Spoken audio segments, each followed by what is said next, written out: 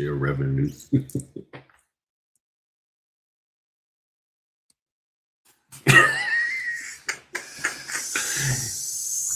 Hey, baby. Hit that like and share, people. Hit that like and share.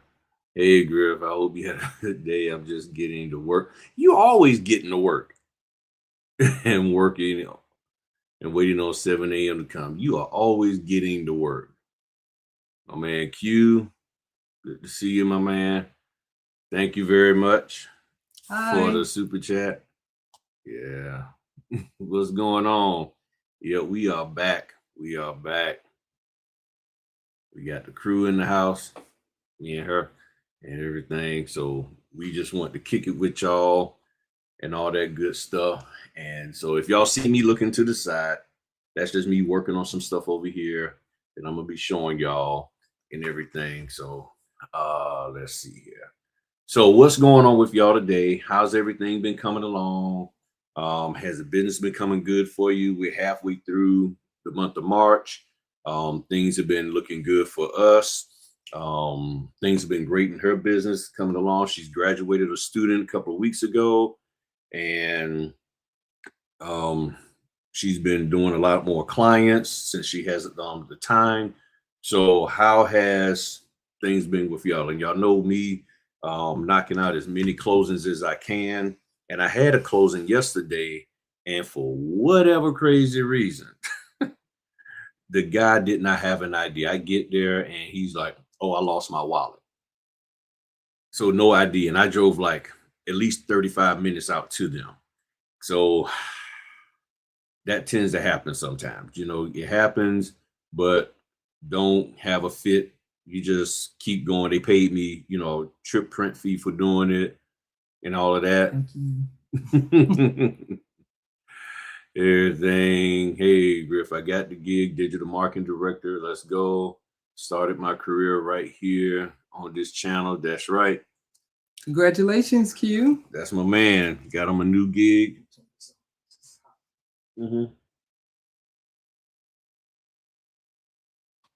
Oh, yeah, turn it toward, yeah. There we go. I knew she was gonna want that turned on. Yeah, this room gets a little warm once you close that door. So we've been doing great. How have y'all been doing? Well, we know Q, he got his new gig. We know Tracy be working 24/7 and everything. So she's out here doing her thing. So how's everybody else been coming along? Okay, cool. So has the things been with y'all business, all of that good stuff? And like I say, hit the like, share to your Facebook, share in your private Facebook groups, let everybody know we're here. She has some information to share with y'all about just business. And we're gonna talk a little bit about business. This whole common sense thing. A lot of times people think everybody is on the same knowledge level when they're not. And sometimes we can come off, I don't know what the right word to say, but we can come off wrong when we are expressing that we know something and why did you know something? But as I've always said, when you know more or you know better, you do better.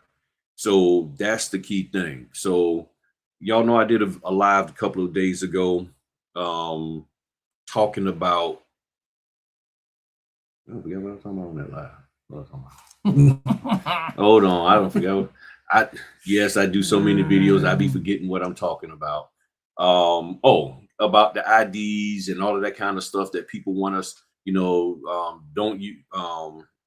basically the illegal things they want us to do. And then I did a live talking about, or at least a video talking about filling in dates for the signers. Now, me as well as a lot of other people had a particular thought that as the notary, I'm there to witness the signatures, and the person who we're working with may not be that great at writing. Sometimes they give them a tiny, tiny box to fill in, and they don't know how to write small. So figured that if with the permission of the title company and or the lender, you could get permission to assist them in filling out that box.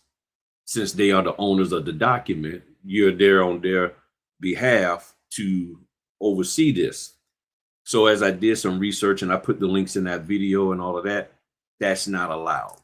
That because that goes outside of our scope as a notary. And when the Claude DeepSeek 2 broke it down, I like, okay, I get it. But one of the things that tends to happen whenever I come out and I admit fault, I share with y'all being transparent, is that there's always a person or two that the way they type, I'm gonna say the way they type their response is, or at least I take it as like it's trying to scold me. So like there was one comment that came out and said, basically saying that they knew, I guess all along that a notary that someone can't authorize a notary to change or correct the document, especially on the phone. Okay, well, sometimes you're going to be to the point because some people can give you information or tell you to execute certain things over the phone, so you can get directions over the phone because as signing agents, we get directions over the phone all the time. Hey, do you want me to do this or do that? And they say either yay or nay. So and then it said, I was very surprised you were saying you did this. Don't be surprised that a person has said that they did something wrong. Because one of the things that I learned in this business is that you could be doing something correct. You can be told the correct thing and be doing it for a period of time. And then all of a sudden, the rules change and no one informs you. And then next thing you know, you're still doing that thing, but nobody told you that, oh, we don't do that anymore. Now it's this. And it's like, okay, I wish somebody would have told me. So I thought it was a particular way. I learned now that it's not that way. So now the big question is this. What am I going to do? What are you going to do now that you know this information? Because we have people admittedly on this channel that have said in the comment section, I'm not going to stop filling the date in for the signers, even though they know this isn't what they're supposed to be doing. That's more problematic, in my opinion, than me saying, hey, I did this thing, I've done the research, and now I found out I ain't supposed to. When you have people who have learned that I shouldn't be doing that, or I probably need to look into it, and they're saying they don't care because they don't want to. Now, here's the reason why people, thank you for your mentorship and this channel. Most of my questions gets answered just by listening to these sessions. You're welcome, Kathy. You're welcome. So here's what I've concluded in life. Being a person who's owned multiple businesses, worked multiple jobs, I've learned this. When you're presented with information about something you're doing incorrect, you have one or two options. Continue doing what you've been doing wrong or stop doing what you've been doing wrong. Why would somebody not stop doing the wrong thing and do it right? Primarily because it inconveniences them. When somebody is doing something incorrectly and they are a master at doing it that way, whether it was the right thing to do and now it's considered incorrect, whether it was wrong all along, you don't want to let that go because you are the master of that process. And it makes you feel good. It may help speed up your time. It may just give you the sense of power and control. But in order to change, that means you have to admit fault. You have to admit, I was doing something wrong. And sometimes we as people come out with this phrase of, well, it's common sense. And I'm like, not, as my wife so eloquently said in the with the title that I got wrong. So if y'all say what happened to the title, I got it wrong, and she told me I did it wrong. So for me, and let me just show y'all something real quick. Some examples of common sense errors. Okay. Common knowledge errors. See, told you she got me straight.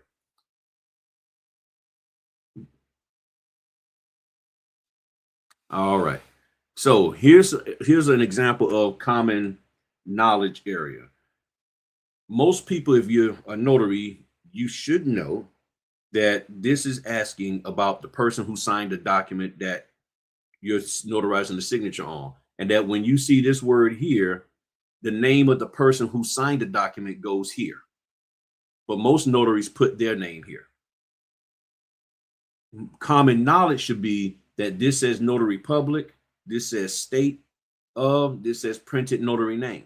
What some people say is because this doesn't say notary signature, they just print their name. This says state of, they figured out, okay, put the state that I'm supposed to put there. And then they print their name here again. But what about this big area over here? We should know that we need to stamp, because if you read your state laws, you know you're supposed to stamp the document, even if it doesn't say stamp. Here's another example. This is for the people in the medical field, and maybe Terry, who's going into work, I think she's in the medical field. She could probably speak on this. I hear from a lot of notaries, they've gotten in trouble because they do this on all of these blank lines. On all these blank lines that no one is signing on, and then they put NA. I said, why you did that? Because the field that I work in, it's common knowledge that you're supposed to put NA on a space that doesn't have anything in it. But that's not necessarily so in the mortgage industry. You see what I'm saying? That's not necessarily so in the mortgage industry. So what is common knowledge over yonder is not necessarily common knowledge over here. And one of the things I had to learn to do is not make people feel bad that I know something and they didn't. And that's what tends to happen in business. Now, here's the thing. Let me come back to y'all for a brief moment. So here's the thing that I was thinking about when I read that comment. If a person says they knew that they shouldn't do ... and they're surprised that you did ... the first thing came to my mind, when do we ever have a conversation to the level that you would have ever shared that with me? Because at no point in time have I had a conversation with that person or any other person concerning that topic. So for you to say, I'm surprised at you, but you knew that this wasn't something to be done. And the reason why most people say, well, I didn't share because, or tell you that because I figured you should know. Why? Because one of the things that we should know, if at least you're 25 years or older, there's a lot of information out here that people have not been shared, has not been shared to people. And there's a lot of misinformation out here. So me and the wife was talking about it, and she wanted to share her thoughts and her experience behind this common knowledge isn't always correct. It's on you, babe. Okay. Okay. So that phrase is something that I've kind of come up with because I've heard the term or that phrase, well, it's common knowledge. Well, it's common knowledge.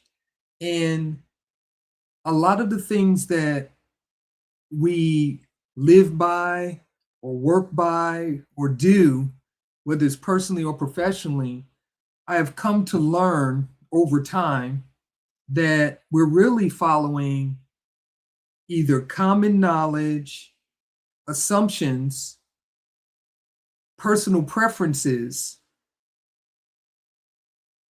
or, some unwritten rule, more than we're actually following a state law or regulation. Now, that's a lot of different categories to fall in as far as carrying out or executing a process. But that's really where we are. Most people, without even realizing it, are following an assumption, something that was common knowledge, whether in the place where you work at or the industry that you work in. If you own your own business, a personal preference. I just like doing it this way. So this is the reason why I do it this way. Whether they have researched whether the way that they are doing something is correct or not, I just like it. It makes me feel warm and fuzzy. So I'm going to do it this way.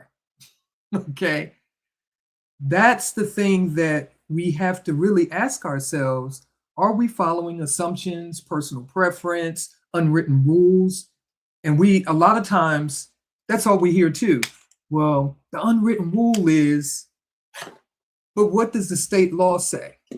In whether you're talking about in the notary industry, real estate, beauty industry, culinary industry, whatever the industry you may be working in, there's state regulations and laws that govern all of them.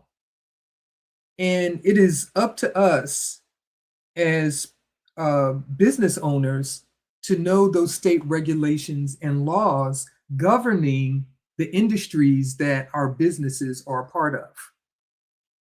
And so I was talking to Griff about it, and I said, there's been a lot of things that I've learned over the years, especially since I left, retired from my school system, job where I used to work and moved into opening my own school. And I started learning all of the things that I was never told. I was never told any of these things that I had begun to learn when I started reading the state regulations and laws for cosmetologists and barbers. Mind you now, I've been in the industry for decades. So being in an industry for decades means nothing if there's still things that you cannot know and that you can be operating in the wrong way, and in some cases against the law. Okay, I'm speaking from experience. Okay, I'm speaking from experience. I didn't realize that I was following, common knowledge. I saw other people doing it this way when I came into the industry, so I assumed that this is the way things are supposed to be done, only to find out years later down the road that the things that I was doing, following, implementing, executing were all wrong. Now, there were different points in times where I looked at these processes and said, man, they didn't make sense. Or I had students asking me, why do we do this way? And I repeated what somebody had told me, not what I had researched for myself. Now, as I have continued to, now I've been in the industry, in the beauty industry, as a licensed cosmetologist for 40 years. Going in August, it'll be 41 years. But some of these things that I have learned, guess when I've learned them? Probably in the last 10. And that's the truth. I've learned a lot of these things in the last 10 because I've had things happen. Even when I was at the other school, I was responsible for things that I really didn't know about. I was responsible for executing my job in a particular way, but I really didn't have full knowledge of those particular things that I was supposed to be carrying out, in different situations and scenarios. Eventually, I learned them. Eventually, when something blew up, something didn't go right, if a student didn't have what they needed to have when we were at a state competition, I was told, Mrs. Griffin, that's your fault. I was told. I was like, how is this my fault? I didn't even know. But I was still being held accountable and responsible for what I didn't even know and what I was never told and what I was never trained on. You see where I'm going with this? That society will still hold you responsible for what you were never told and what you were never trained on and what was never discussed with you. It usually takes something blowing up in your face before you go and find out. And that's what happened to me. I started finding out, people used to get upset with me, but I said, you know what? I'm going to start calling the state myself. I'm going to start calling the agencies myself. I'm not taking your word for it anymore because I just got chewed out by our boss for something I knew absolutely nothing about.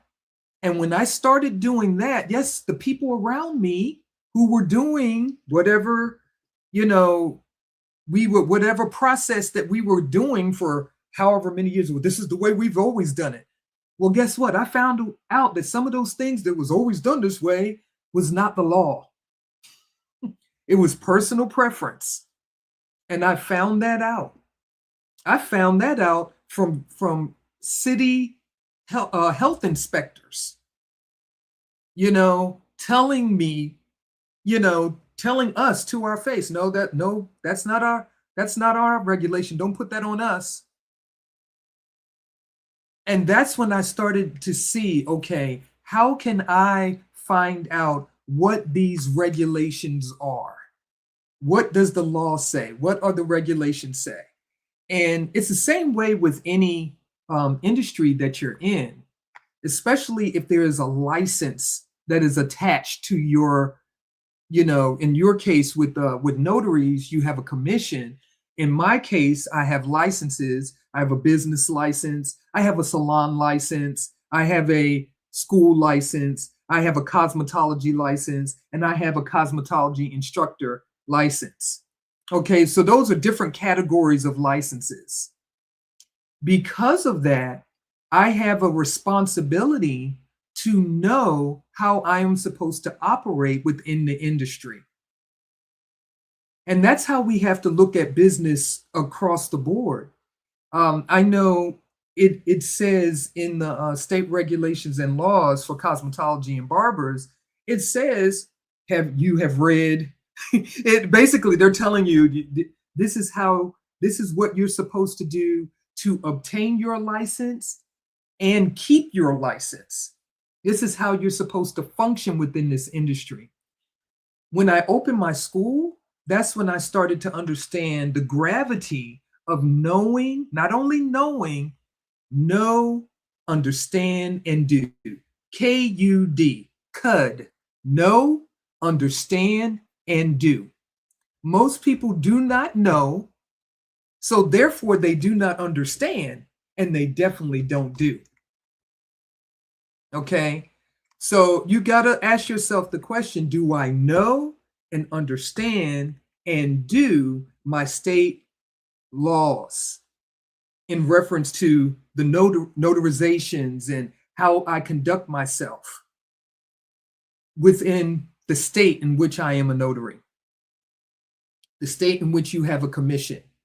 I ask myself that question all the time. I have people that call me and ask me questions about licensure. For a long time, I didn't know what the Code of Virginia was. But once I started teaching, because a part of my course, my cosmetology course, not only the cosmetology program, but also now my instructor training and prep course that I have, the state regulations and laws is based off the Code of Virginia. And that's basically, the state regulations and laws is basically a summary of the Code of Virginia. And in the Code of Virginia, once I started going there and looking it up and understanding what I can do, what I can't do, what's within the scope of my license, then I know how to operate. Then I know how to really advise people when they call me, or if people call me and ask me, oh, can you teach me this? Oh, can you teach me that? Do you have a course on this?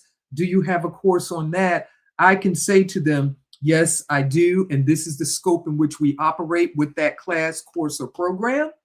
Or I tell them, no, we do not offer those classes, courses, or programs here. We only offer this for cosmetology. The state, the regulatory agency, I used to call them almost monthly when I first opened my school, because I wanted to make sure that I wasn't giving out the wrong information when people used to contact me and call me. So this means there was a lot of the years that I worked in this industry just as a stylist, and even into when I went into the education pathway of this industry, that I did not know a lot of these things. And for a long time, there are 10 questions on the state board exam, the cosmetology state board exam. There are 10 questions on the state regulations and laws. And they come from a 37-page document on cosmetologists and barbers and tattoo artists, wax technicians, master estheticians, things of that nature. But for years, I didn't know that this document even existed and that it was online. And I was, we would always get our feedback when the students would take their state board exam, and it would break it down into different sections and how many points was scored versus how many possible points they could have scored in that particular area. And I would always get told, by my colleagues, well, they scored low. That was your area. They scored low. That was your area. And I got told that year after year. And I was like, well, I'm teaching the book, I'm teaching the chapters that you told me I was supposed to teach. I was going by what I was told. It wasn't until later on that people finally came around and told me that there was this document that was online. And they didn't know that this document existed. So not only was I going years, but even before I started teaching that part of the course, the other teachers before me were going years without teaching from this particular document. And once I got that information, I started doing my own research, finding the document for myself. It also says it is our responsibility, not just talking about school owners or instructors, but it's every barber's or cosmetologist or wax technician or nail technician's responsibility to check and see whether there has been updates to the regulations and laws. And they do change them. They get changed at least once a year, and they get updated, and you can see when the date is new and it's updated. And so once I started figuring that out, I always kept up with the state regulations and laws because I was actually having to teach them to my students. And it's really a legal document, a lot of legal vernacular or vocabulary or jargon, and things change. They change all of the time. And so it is very, very important that no matter what industry that you're working in or that you have a business in, that you keep up on the state regulations and laws. And yes, you can be doing something that is wrong and even illegal without even knowing it, just because you haven't come across that scenario or that document or that situation before in the past. And for me, as I've gone along and continue to fail forward, that's what I like to call it, as different scenarios have come up, whether when I was teaching for the public school system or as I have been running my own school and teaching within my own school and being the administrator within my own school, I've learned what can be done and what can't be done.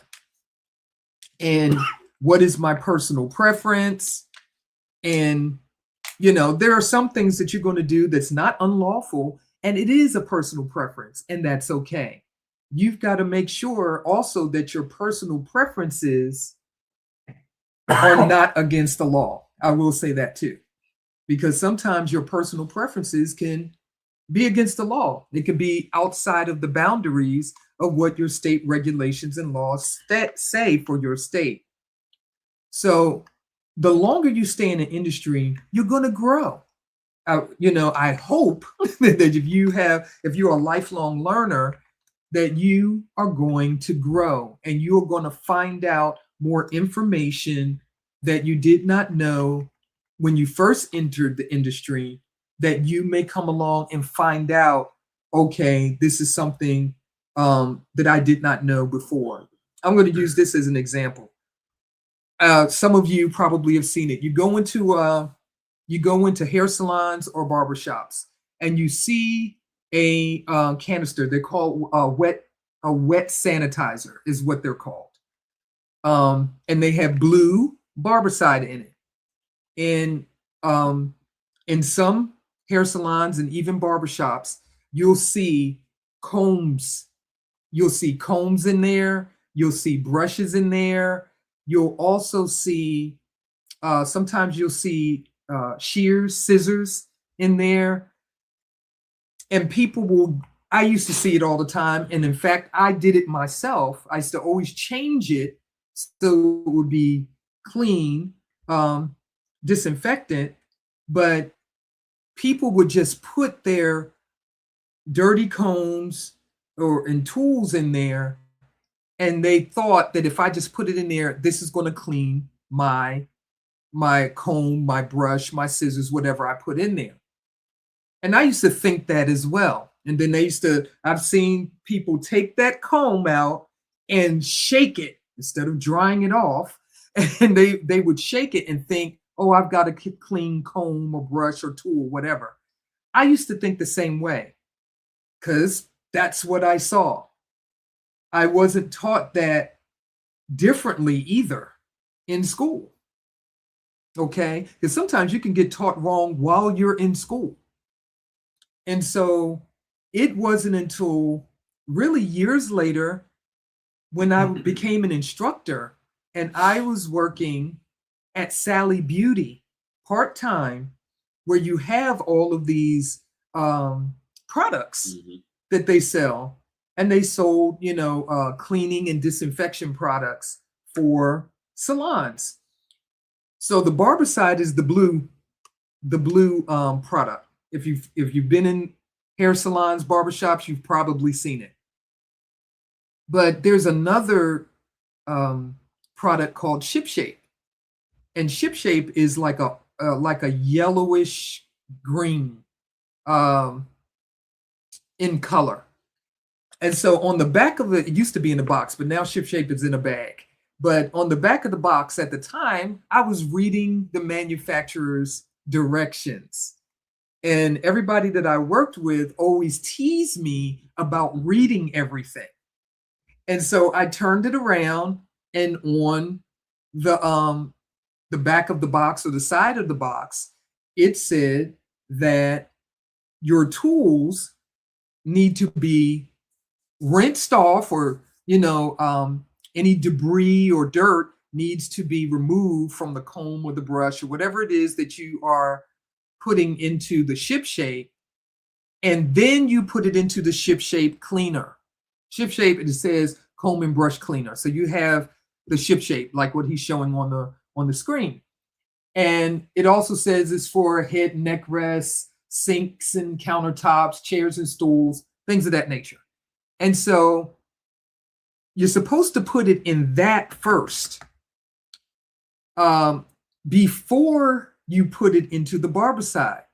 I never knew that. I was never told that. I was never shown that. And I was using barbicide in my classroom. The students, if they drop something on the floor, if they put it in the Ship Shape, then they would rinse it off and they would go back to the chair. That's not what's supposed to happen. Basically, it's supposed to go back into the barbicide, but they were going back to their, back to their station and using it again. What's supposed to happen is you put it inside of the Ship Shape. Ship Shape has no contact time. So contact time means you're supposed to leave it in there for 3 minutes, 10 minutes, or what have you. Ship Shape has no contact time. So you can leave it in there and it's not going to hurt your combs.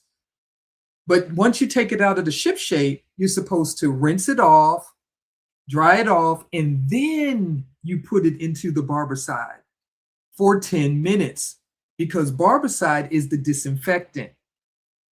Ship Shape is the cleaner.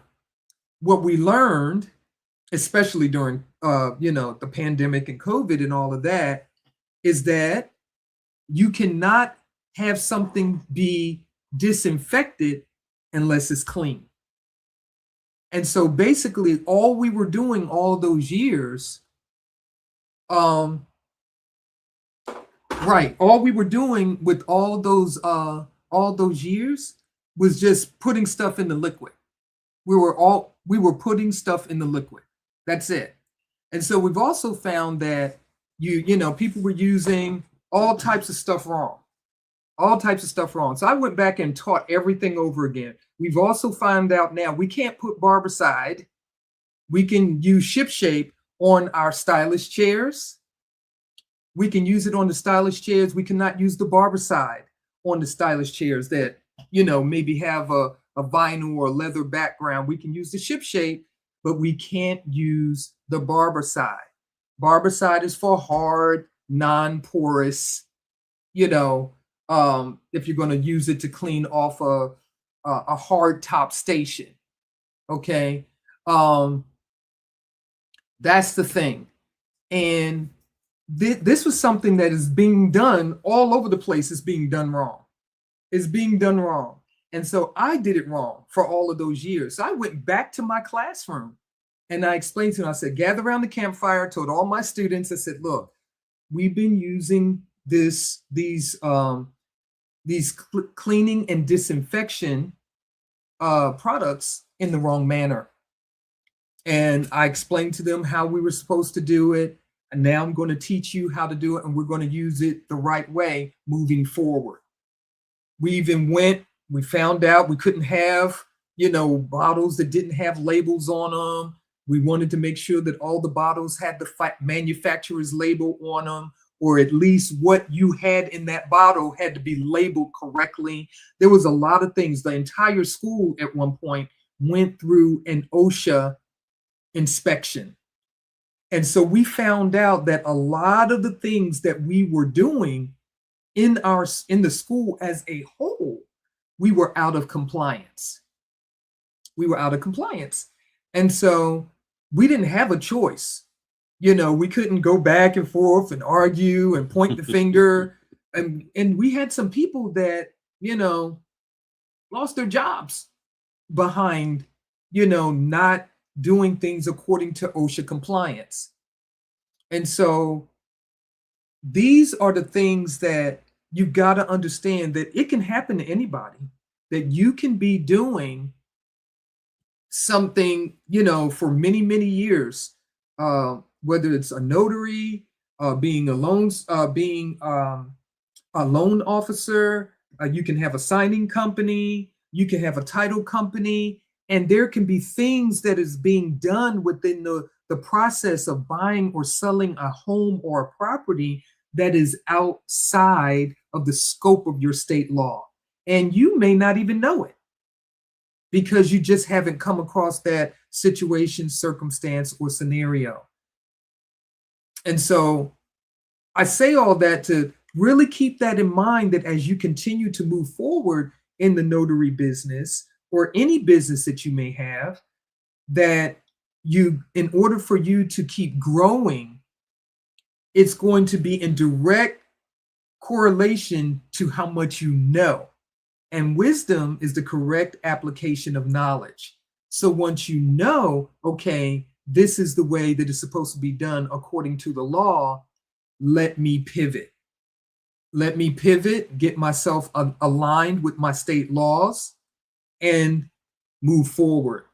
If there's something that you have to correct, if there's somebody that you have to let know, hey, I found out that I couldn't do this, I couldn't say that, I couldn't, do whatever it is, then go back and do that as well. Integrity, transparency, and character will take you a long way. It will take you a long way. And so these are the things that you have to keep in mind. Am I operating under assumption? Are you operating under what everybody's talking about, or what's trending, or what's popular? Are you operating under just your personal preference? Or, you got to ask yourself, or what's the other thing? Unwritten rules. because there's a lot of things that are unwritten rules. And to be honest, a lot of times we are operating that way. We are operating in this world under so many unwritten rules. That's why a lot of times it's hard for us to keep up in society, because the goalposts keep moving. The goalposts keep moving around because we're really not operating according to the law. We're operating according to unwritten rules and goalposts being moved constantly. And what makes people comfortable and their personal preference, and control. Because the biggest thing that I'm seeing with the cosmetology industry as well as the notary industry is that the people who are trying to teach you how to make money, it's centered around them controlling your moves. They want to control how you move into business, and they want you to be believing and thinking the way they say you should believe and think. However, they don't actually give you documented proof that what they're saying you should be doing in said business is actually allowed. Now, it's one thing when you make an assumption, like I made an assumption, but it's another when somebody tells you this is what it is, and then you ask them, okay, show me how that's legally allowed. Show me where you got that information from. Show me what's the foundation and the basis of it, the genesis, as people like to say. And if they can't, then how can you expect me to follow what you're saying when you can't give me the origin of what you're saying? You're telling me that you know what's best, but yet you have no proof that what you're telling me is the best.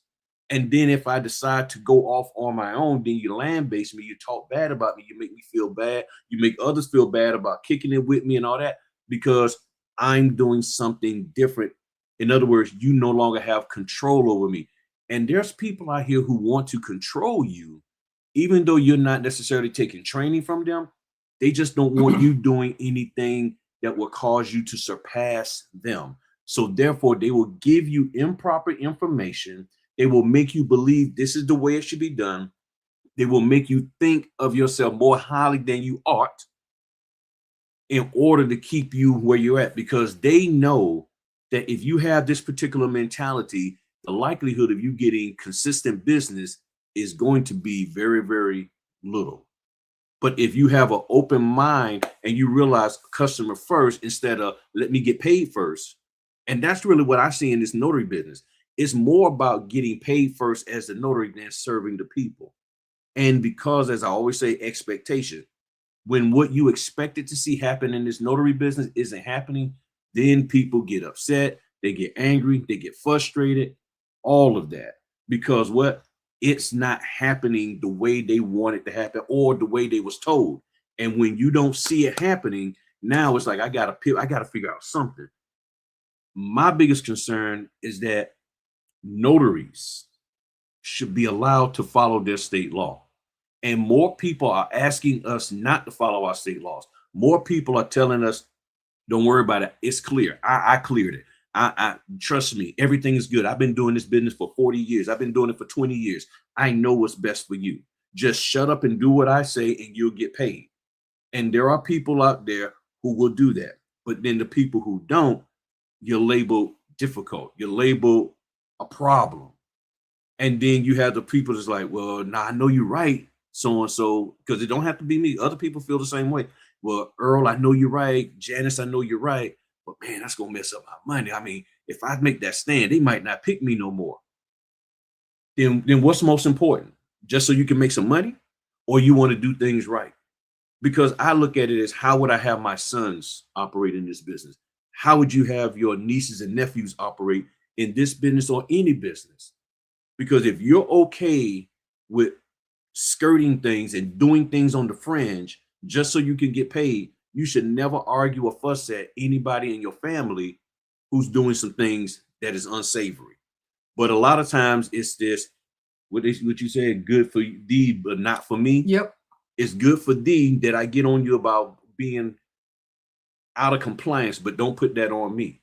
And that's what I see over and over and over again. It's good for me, but not for thee. Right. And then the sad part is, as much as human beings love to question people in other areas, you question your spouse. Why are you home late? You question your spouse, why didn't you go to work today? You question your spouse, why did you come home? Or what's going on? You question everything else. But something such as this business opportunity that you're a part of, you don't question the people that you do not personally know on the internet when you're in a Zoom with them. You don't ask them nothing. You don't question them. They say, hey, this is what you can do. You believe it. And then you realize that what they shared with you isn't actually true. You never go back to address it. You never go back to confront them. And when I say confront, don't always mean it has to be out of anger, but to confront them, to inquire of them, what the heck did you just teach me? Because I just went to do it and found out that what you said ain't right. So how do you deal with that? Why haven't you been doing that? And most people, based on the conversations I've had the whole 8 years I've been in this business, they don't want to do it because they have some semblance of hope that it just didn't work for me this time. And they have to, in their mind, they have to believe that what this person taught them is true. Why? Because I spent a lot of money on that training. And that's really where the whole crux of it, a lot of this is that y'all are spending a lot of money to be educated in something that you really shouldn't be doing. But because you can't get the money back, you're trying to find a way to make it work. And you'll do everything in your power to try to force that scenario, that thought process, or that fee or whatever to be true. Put rather the square than in the circle. yes, It's not going to be there. Yeah. Rather than saying, okay, I see I was wrong, but this is the way it is. Now that I understand how it is, let me roll with it and make the best of it, or let me just leave it all together. Because either which way you do it, you may not get back the money that you invested, but you won't be doing it wrong. Either you won't be doing it at all, or you won't be doing it wrong, which could get you in trouble. So find out the right way to do things. And if you don't really want to do it right, then leave it alone. You know what I'm saying? So y'all got any questions? Y'all got any comments?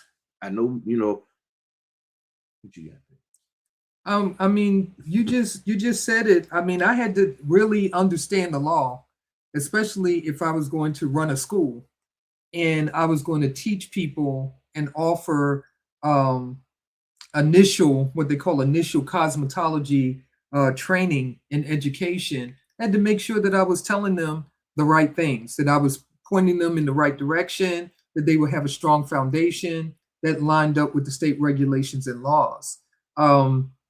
There was a lot of things that I learned once I started teaching. I got taught a certain way as a student, but once I started teaching, I really started finding out, not just from sanitation and disinfection, but also just about how the different chemicals worked and what these things do to your body and how you should function and all of these different things.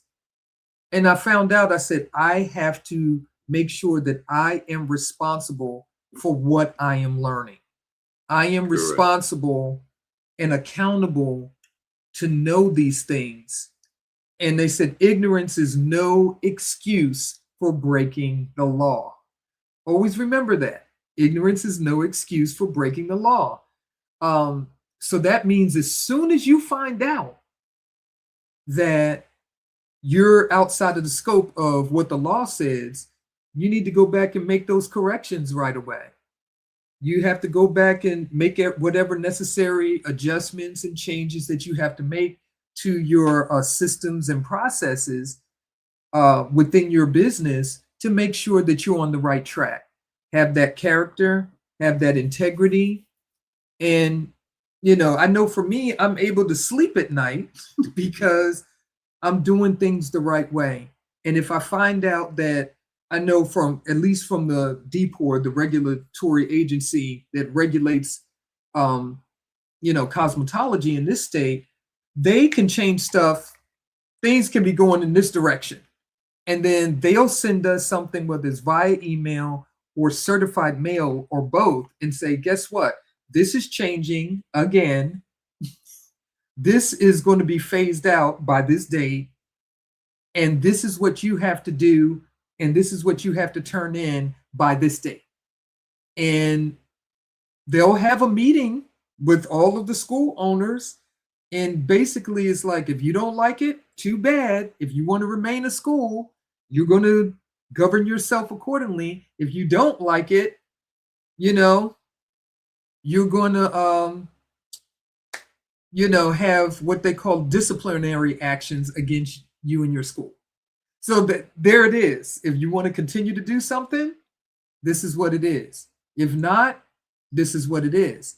And so once I really started understanding it and understanding what my responsibility was, then I started making sure that everything that I was doing, that I was lined up with the law, so that I did not find myself outside of the scope of the law. And that's the same thing with the notaries. You as a notary, you just have to make sure that everything is within the scope of your commission. Sometimes you may have to call the NNA. Sometimes you may have to call the state or whoever it is that notaries call to find out and get clarification, so that you know that you are in line with your state laws. I guess there's a book with your state laws, isn't it? Yeah, there's some states actually have a book you can buy. Sometimes it's online. We have the Code of Virginia, and everything. So you can find out. And then now with the AI tools, of course, they're not a substitute for an attorney, but they can really, really help you out to clearly understand. That's why I've been showing y'all how to ask the AI tool questions. Like, okay, here's correct prompts. the correct prompts, because you got to ask it the correct way. Right. And your state thing can come with the NNA. Now, here's the thing I share with people, and I learned the hard way. The NNA, some of the in their paragraphs of your state laws that they have, a lot of times it's not the full state law. It's just a short version of it, or what they call best practices, and sometimes it's just a summary. So they'll just break it down to what they consider the core thing, and they'll put it in the book. They'll give a reference in parentheses for the actual state law. And one day, that's the Code of Virginia, right? Mm-hmm. And one day I decided to look that up, because I was like, "What the heck is all these codes in parentheses?" That's what it is. And when I looked at it, I was like, "Oh, wait a minute! There's more to this here statement that they got in the book." So this is just a summary. And I called the NNA and asked them about that. And they said, "Oh yeah, see, the state laws are too big and too much for us to put everything in the book. So we just break it down to a smaller version."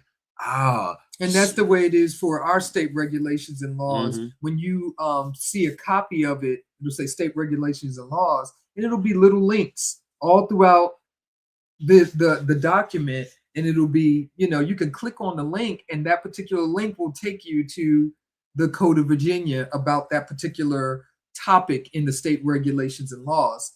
And I was the same way. It's the same thing. It's like a summarized version. But if you want the complete, if you don't want the cliff notes, basically what you're getting from the NNA is a summary or the cliff notes. But if you want the entire context of the law, you usually have to go to the Code of Virginia, or whatever your state may have, or whatever state you may be operating in.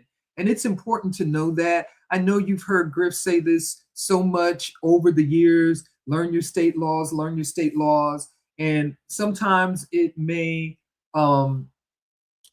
take a lot to do it. And like I said, ours for years have been a 37-page document, that I'm going over with my students. That, we do like open book tests on it and all of that. And I've had people who have been in the industry for years that never knew any of the stuff that was in the state regulations. And all they knew is, get your license, and that's it. And they've just been doing hair, and that's it. And so that's why some of the times when you go into hair salons, or you go into barbershops, or you go into nail salons, or wherever, you see all kinds of stuff going on. One of the big things that you see, or shall I say don't see, is you don't see licenses posted.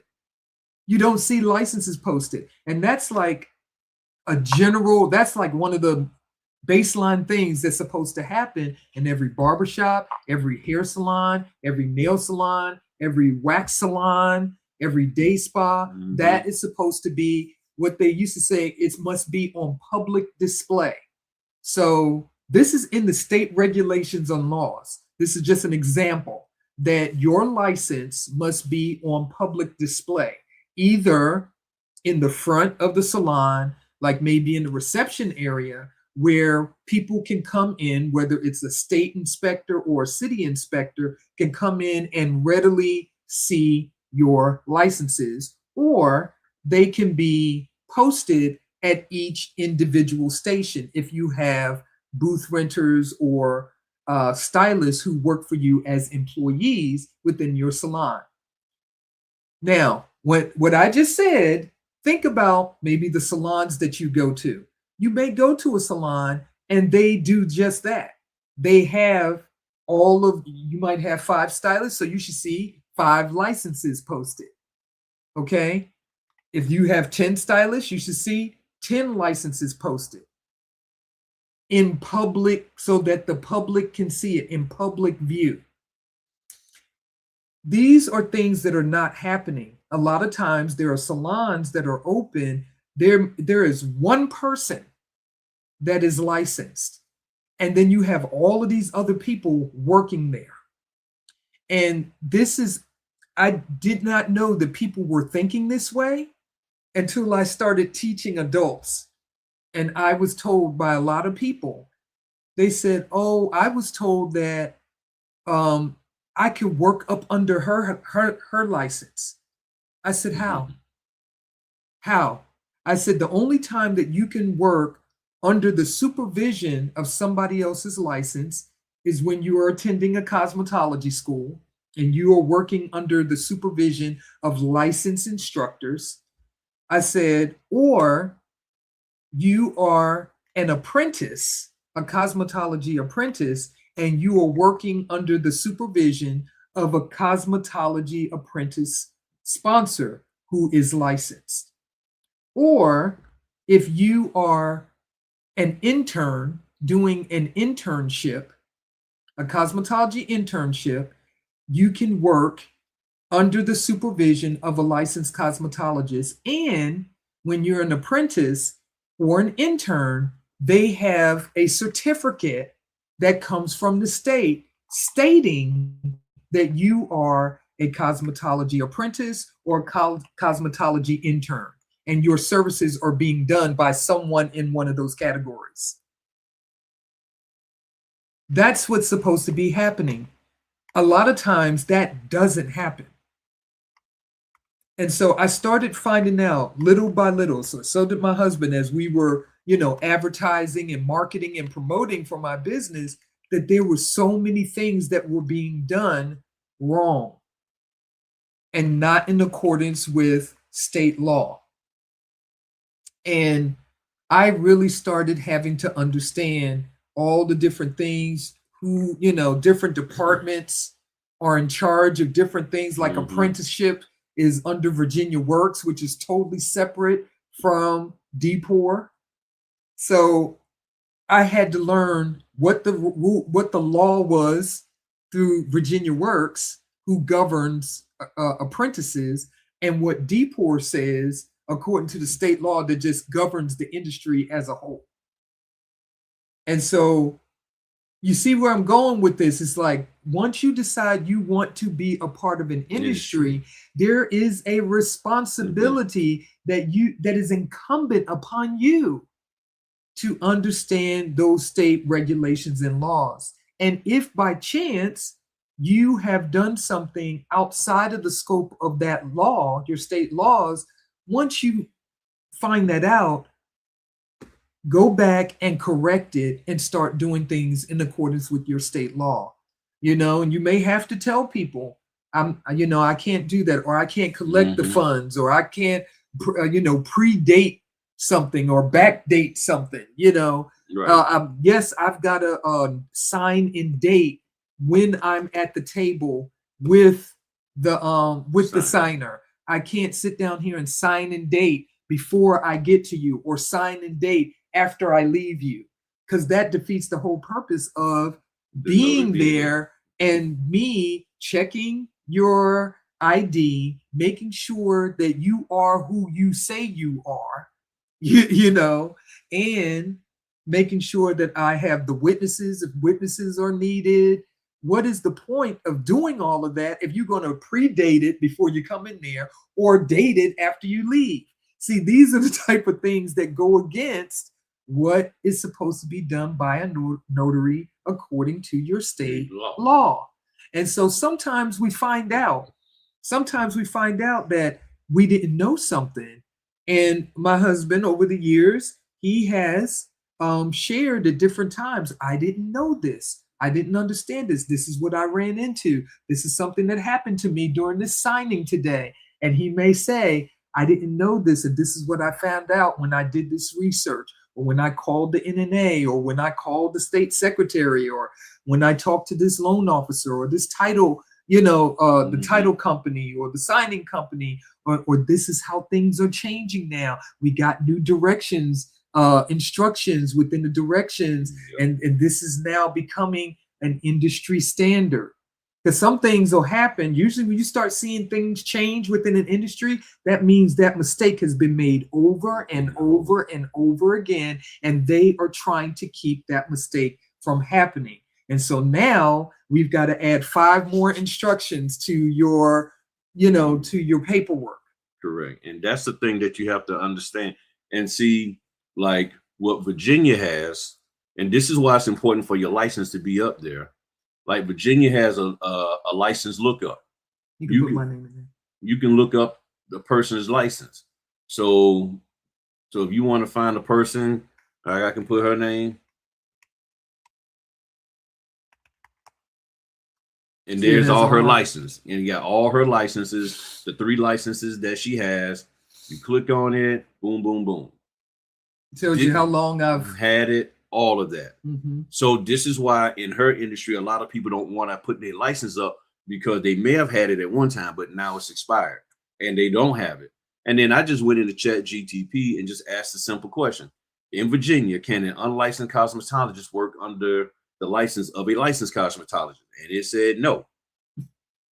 And then it gives you the references. See, this is where you need to be. So instead of getting, like being shocked and upset that somebody confesses that they made a mistake and trying to educate people, how about like, okay, cool. I'm glad you figured that out. Now let's see what you do. Because the biggest question is whether the person ever admits that they did something wrong or not publicly. The moment they find out internally, privately, the question is, what are you going to do? If you're not going to make the necessary change to get it corrected, just like between spouses, if she informs me that there's something I'm doing that's not right, the question is not, okay, why are you doing it wrong? The question is, are you going to change it? I mean, that's really what it was, because I can give a legitimate reason or I can make up a reason as to why I did what I did, whether I'm telling the truth or lying. At the end, the moment that I shut my mouth from the truth or the lie that I tell, the question is, are you still going to keep doing that thing that is wrong? It might take a while. She knows sometimes it takes a little while for me. But the question is, when are you going to change all of that? And you got to make the necessary adjustments.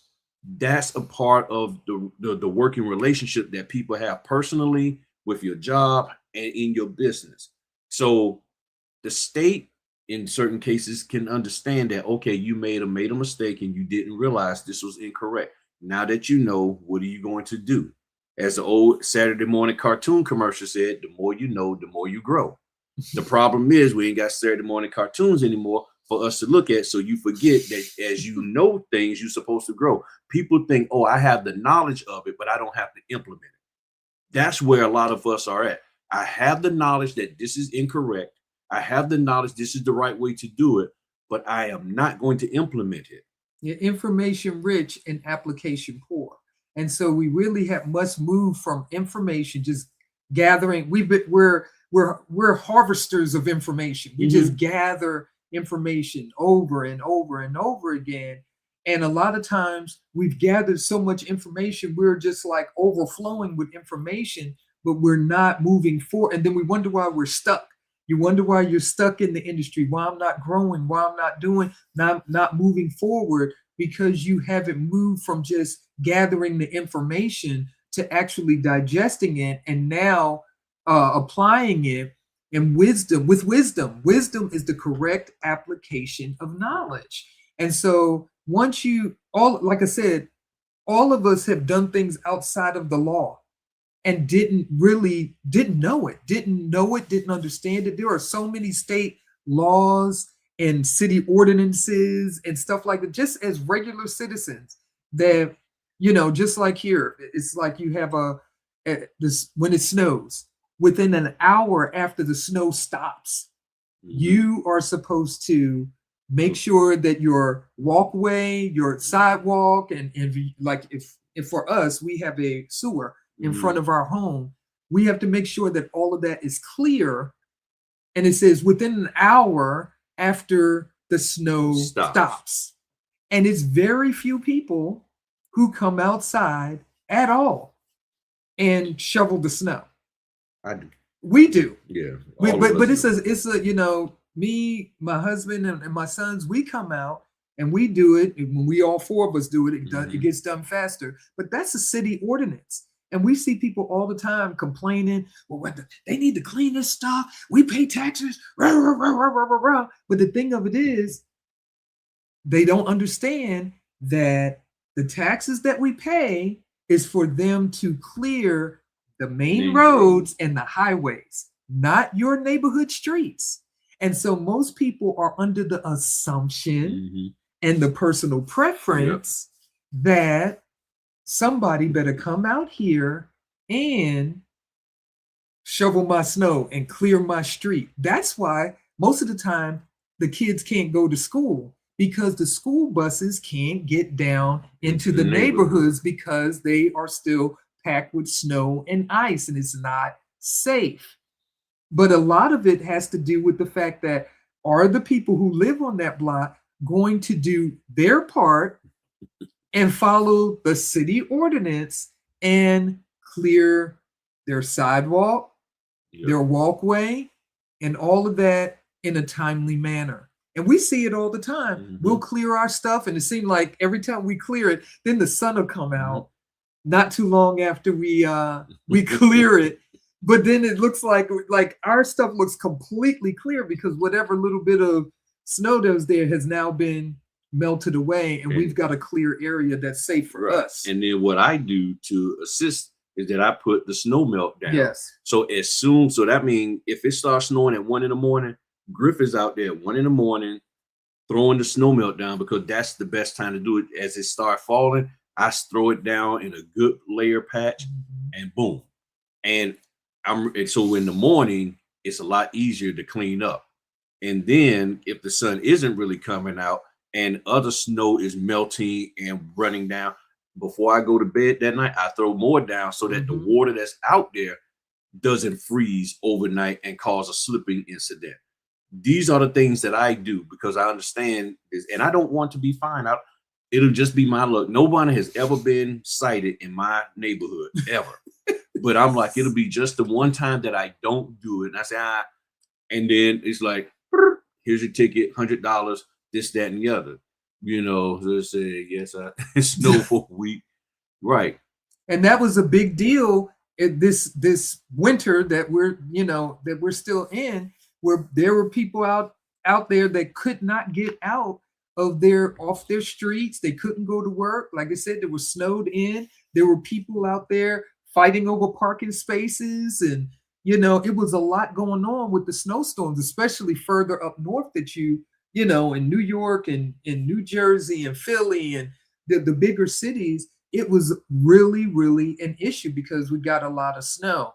We were colder here. The snow wasn't as bad. Last year in 2025, the snow was actually deeper. The last snow that we had of the year was 14 inches. But it wasn't as cold. This time it was colder, but just not as much snow. But either which way, it was still there. And we always try to follow that city ordinance. So it's a thing where you have to understand, where am I at? be just kind of do a self inventory of how you've been operating within the notary business. Have you found out things that maybe you did not know? Have other people said, "Hey, I just found this out," and they're, they may have shared it with you, and you were like, "Hey, you didn't know that?" Everybody doesn't know everything. Everybody doesn't know. No. There may be things that you know that we don't know, and there may be things that we know that you don't know.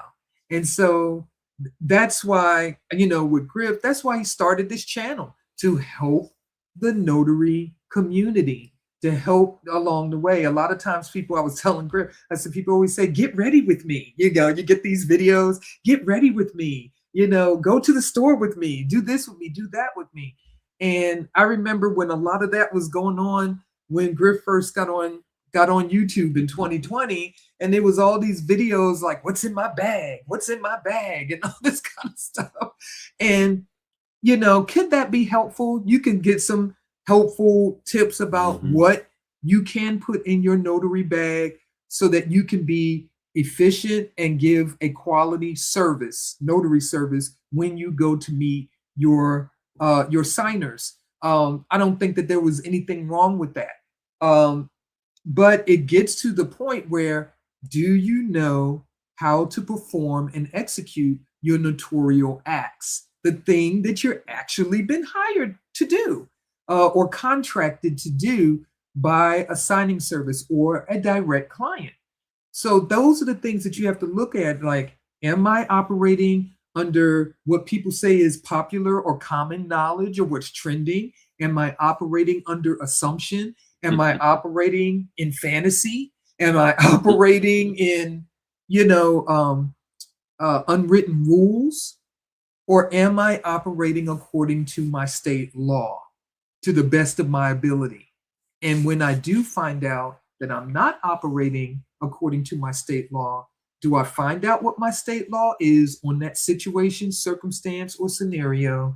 And then do I make the necessary adjustments and changes to make sure that I govern myself accordingly?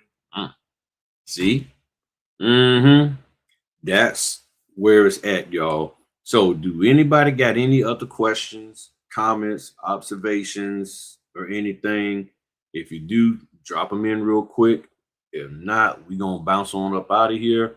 But the bottom line is this. I recognize personally that not everybody's going to know everything.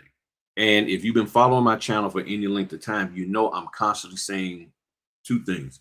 One, you need to question the people who are teaching you stuff to verify whether or not what they're teaching you is actually applicable in your state. Two, you're going to do what you want to do. Because no matter how much somebody shows you the truth, you're going to just sit there and be like, yeah, but I'm going to do what I want to do. Just make sure that you realize this one thing, this third thing, I guess I say also, whatever you do or don't do, just make sure it can hold up in a court of law. Because everybody's bragging about, oh, I'm a notary and I'm taking care of people's legal documents and I'm just making sure everything is perfectly done for them legally. Okay, but then you're doing things that you have not verified is correct. That if you got an inkling that something ain't right, you need to go check it out. But if you don't, and then they're gonna be like, you're the one that's responsible. But the title, I understand. And yes, we can make notes of stuff, and I do make notes in my logbook. But at the end of the day, what activity have you done? And I've told y'all many, many times, when you call these signing companies and you talk to them, the vast majority of them record the phone call. So you need to articulate your concern. You need to articulate what the state law says. You need to articulate to them like, okay, are you asking me to violate? Like when the people was telling me, well, if you don't feel comfortable, I said, ma'am, I don't feel comfortable breaking the law. I said, it is income. I said, I know that I'm not supposed to do this, but the title company and the lender is saying I can. It's incumbent upon them to articulate to me how I can do this in accordance with my state guidelines. That shut down everything. Because I know they record the phone conversation, because not everybody's a two-party consent state, meaning they don't have to tell you that they're recording the conversation.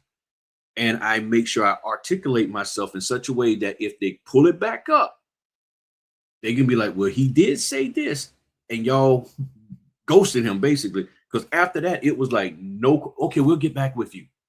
No one got back with me because they don't want to take on the responsibility of educating me on said thing that they want me to do.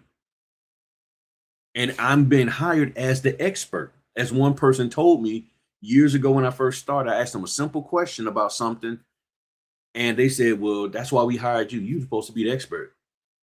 Because if you don't know, then why? And then think about it this way: for everybody wanting us to just take their word to do something, oh, just take our word that you can use their ID, but the ID says this name and it's not that name.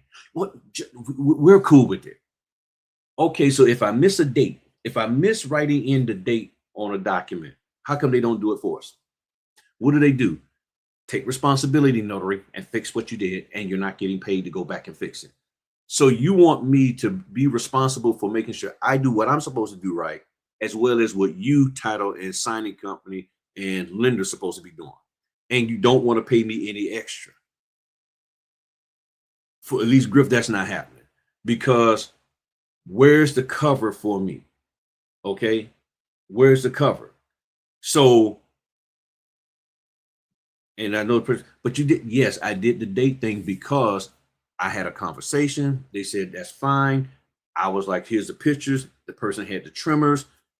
I was like, all right, cool. But now that I understand that, okay, that's not correct because of these situation here or because of this classification that the notary's in. Okay, now that I know that, what do I do? The question is, what do I do to fix that? Well, I have extra fine point pens. Now I'm thinking maybe I need to buy some extra fine point because what's the biggest problem? People, the pen that they use, the ink comes out too much and it makes it hard for them to write legibly in those tiny areas.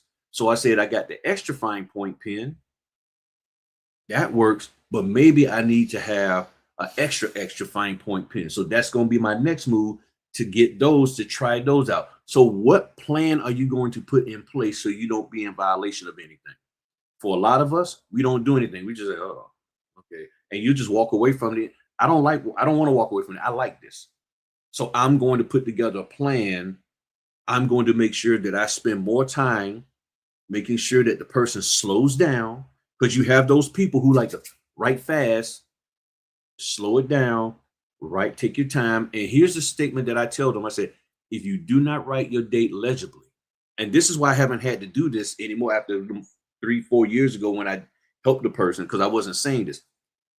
Plus the two people that I did it for, they had the trimmers. And if you understand what trimmers are, there was no way they could write the date.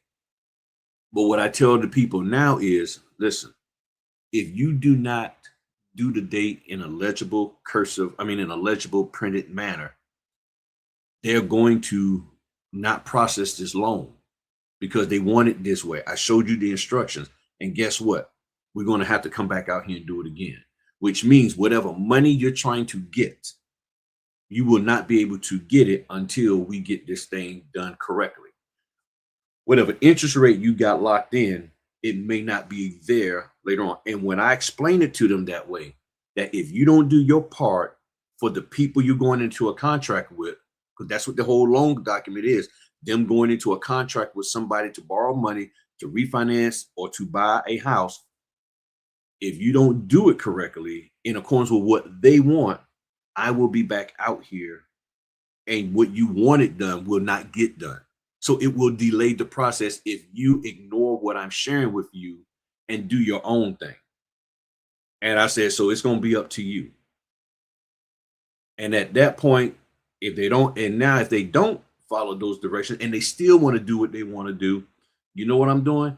I'm immediately contacting the signing company and saying, hey, I've explained to them the instructions about writing the date legibly.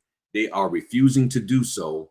So please let the title company know that they may have to have this redone because of this here reason. Please tell the title company they can give them a call. Now, will the customer get angry with me because all of a sudden they get this random call out of nowhere? Yeah, they're going to be upset with me. But guess what? If they do it right, they'll never see me again. It's that simple. So I'm trying to help them. And it's a little extra and it will keep you there maybe 10, 15, or 30 minutes longer.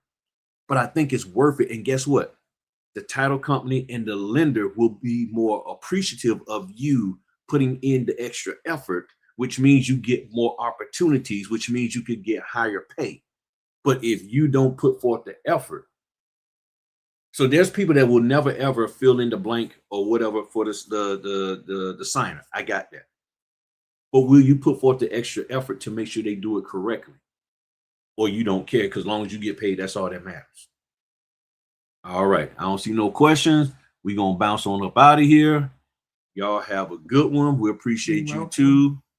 And she going to work again for another 14 days straight and all that. Every time I turn around, Tracy at work. But that's good. That's good. So y'all have a good one. Thank y'all for tuning in. Talk to y'all later. Peace.